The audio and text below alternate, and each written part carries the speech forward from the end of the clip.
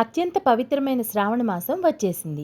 ఈ ఏడాది శ్రావణ మాసం ఆగస్టు 13 నుండి సెప్టెంబర్ 11 వరకు ఉంటుంది.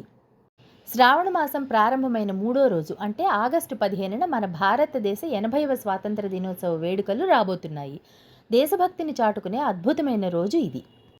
మంగళగౌరి వ్రతాన్ని ఈ నెలలో 4 మంగళవారాలు జరుపుకుంటాము. ఆ తేదీలు ఆగస్టు 18, ఆగస్టు 25, సెప్టెంబర్ 1 మరియు సెప్టెంబర్ 8. వరలక్ష్మి వ్రతం ఆగస్టు 21వ తారీఖున వస్తుంది. అన్నా చెల్లెళ్ళ అక్కా తమ్ముళ్ల అనుబంధానికి ప్రతీక రాఖీ పౌర్ణమి ఆగస్టు 28న వస్తుంది.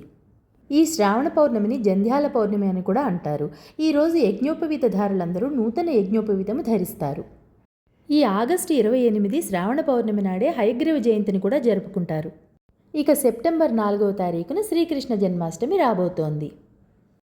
మంగళకరమైన ఈ శ్రావణ మాసం అందరి జీవితాల్లో సంతోషాలు నింపాలని కోరుకుంటూ అందరికీ శ్రావణ మాస శుభాకాంక్షలు. మరిన్ని ఇంట్రెస్టింగ్ అప్డేట్స్ కోసం ఇప్పుడే మన ఛానల్ని లైక్ చేసి సబ్స్క్రైబ్ చేసుకోండి.